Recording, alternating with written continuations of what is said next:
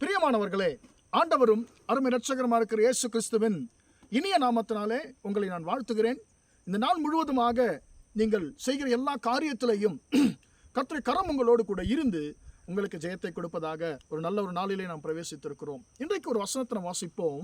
யோவான் சுவிசேஷம் 20ஆம் அதிகாரம் 18ஆம் வசனத்திலிருந்து நாம் ஒரு சம்பவத்தை வாசிக்கிறோம். அன்பானவர்களே, ஆண்டவராகிய இயேசு கிறிஸ்து அவர் உயிர்த்தெழுந்து அவர் மகதலேனா மரியாளுக்கு அவர் தரிசனமானார். அன்பானவர்களே, அதன் பின்பு நாம் பார்க்கும் பொழுது மார்க் 16ஆம் அதிகாரத்தை நாம் வாசிக்கிறோம். மற்றும் சில பெண்கள் அந்த கல்லறை பார்த்து இயேசு உயிரோடு இருந்ததை தெரிந்து கொண்டார்கள். ஆனால் அவர்களுக்கு இயேசு தரிசனமாகவில்லை என்று சொல்லி வசனம் சொல்லுகிறது. இப்பொழுது யோவான் 20ஆம் அதிகாரத்தில் நாம் வாசிக்கிறோம். அன்பானவர்களே, 18ஆம் வசனத்திலிருந்து நாம் வாசிக்கிறோம். அன்றைக்கு சாயங்காலம், அதாவது உயிரோடு எழுந்த அவர் அன்றைக்கு சாயங்காலத்திலே நாம் வாசிக்கிற வசனம் சொல்லுகிறது, யூதர்களுக்கு பயந்ததினாலே சீஷர்கள் கூடியிருந்த இடத்திலே கதவுகள் பூட்டப்பட்டிருக்கையில் இயேசு வந்து நடுவே நின்று உங்களுக்கு சமாதானம் என்று சொல்லி சொன்னாராம். அன்பானவர்களே, இந்த வசனம் எதை குறித்து நம்மோடு கூட பேசுகிறது என்று சொன்னால், இரண்டு விதமான பயங்களை குறித்து நம்மோடு கூட பேசுகிறது. முதலாவதாக மனுஷ பயம், இரண்டாவதாக மரண பயம். வசனம் என்ன சொல்லுகிறது? யூதர்களுக்கு பயந்ததினால, யார்? சீஷர்கள் யூதர்களுக்கு பயந்ததினாலே கதவுகள் பூட்டப்பட்டிருக்கிறது. அன்பானவர்களே, இன்றைக்கு நம்ம கூட செய்வோம் இல்லைங்களா? சில நேரத்தில் அதிகமாக கடன் வாங்கும் பொழுது வெளியே வந்து பூட்டு போட்டு உள்ளே இருப்போம். யாராவது வந்துட்டா பார்ப்பான், கடன்காரங்க வந்துட்டாங்கன்னு சொன்னால் ஐயோ பூட்டு போட்டிருக்குது இல்லைன்னு சொல்லி போயிடுவாங்கன்னு சொல்லிட்டு நம்ம வந்துட்டு அப்படியாக யோசித்து நம்ம வீடை பூட்டு போட்டுட்டு ஜன்னல் வழியாக போய் உள்ளே போயிட்டு வீட்டில் உட்காந்துப்போம் இல்லைங்களா? அதே மாதிரி அந்த காலத்தில் இந்த டெக்னிக்கை சீஷர்கள் அப்போவே கையாண்டிருக்கிறார்கள். நம்முடைய வாழ்க்கையை பூட்டின வீட்டுக்குள்ளேயே இருக்கிறது. காரணம் என்னவென்று சொன்னால் பயம், மனுஷ பயம், ரெண்டாவது மரண பயம்.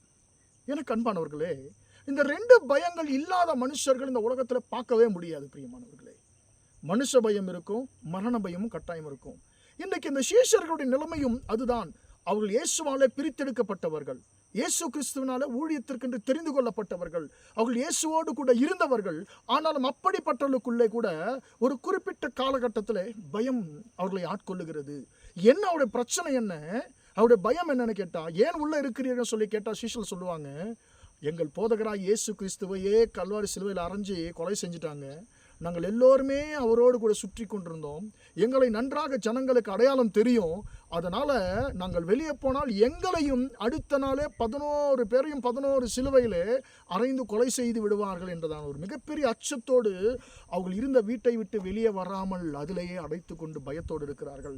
அந்த வீடு முழுவதுமாக பயத்தினாலே நிறைந்திருக்கிறது. அந்த பயத்தினாலே நிறைந்திருக்கிறதான வீட்டிற்கு நடுவே சமாதான காரணராகி இயேசு கிறிஸ்து மரணத்தை ஜெயித்து உயிரோடு எழுந்தவராக, ஒரு ஜெயம் பெற்றவராக அவர்கள் நடுவே வந்து நிற்கிறார். மரண பயத்தோடு நிறைந்திருக்கிறவர்கள் நடுவே சமாதானத்தின் காரணராகி இயேசு கிறிஸ்து வந்து நிற்கிறார். நின்று அவர் சொல்லுகிறார், உங்களுக்கு சமாதானம், உங்களுக்கு சமாதானம் என்று சொல்லுகிறார். அன்பான தேவனுடைய பிள்ளைகளே, இன்றைக்கு உங்கள் வாழ்க்கையில் நீங்கள் எதை குறித்து பயந்து கொண்டிருக்கிறீர்கள்? அன்பானவர்கள், ஒருவேளை உங்களுக்கு மரண பயமும் மனுஷ பயமும் இருக்கிறதோ, கர்த்தர் சொல்லுகிறார், என் மகனே மகளே பயப்படாதே, நான் எல்லாவற்றையும் ஜெயித்த சமாதான கர்த்தர் உன்னோடு கூட இருப்பேன். உன் எல்லா பயத்திலிருந்து நான் உன்னை விடுதலையாக்குவேன் என்று சொல்லி கர்த்தர் சொல்லுகிறார். எனக்கு அன்பானவர்களே, எபிரேயர் 2:15 இப்படியாக சொல்லுகிறது, ஜீவகாலமெல்லாம் மரண பயத்தில் இருந்தவர்களை விடுதலை பண்ணும்படிக்கு அவர் அப்படியானார். எப்படியானார்? ஆண்டவராகிய இயேசு கிறிஸ்து கல்வாரி சிலுவையிலே மரித்தார். எதற்காக? அவர் சிலுவையில் மரித்த காரணத்தில் முக்கியமானது உங்களையும் என்னையும் பயத்திலிருந்து விடுதலையாக்க வேண்டும் என்பதற்காக.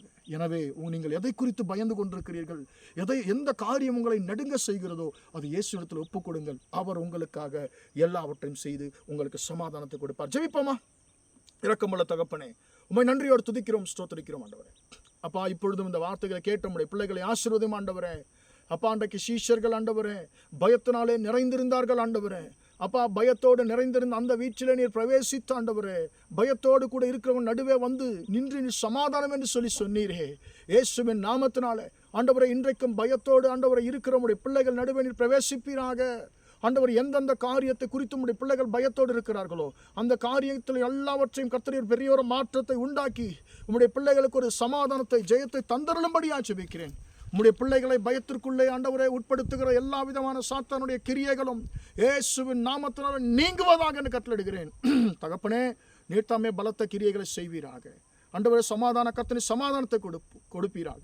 இந்த நாள் முழுவதுமாய் எங்கள் சகோதர சகோதரிகள் செய்கிற எல்லா காரியத்திலையும் உம்முடைய கரம் கூட இருந்து ஆண்டவரே உம்முடைய பிள்ளைகளுக்கு ஜெயத்தை கொடுக்கட்டும் என்று இயேசுவின் நாமத்தில் ஒப்புக்கொடுத்து ஜெபிக்கிறேன் ஜீவனுள்ள நல்ல பிதாவே.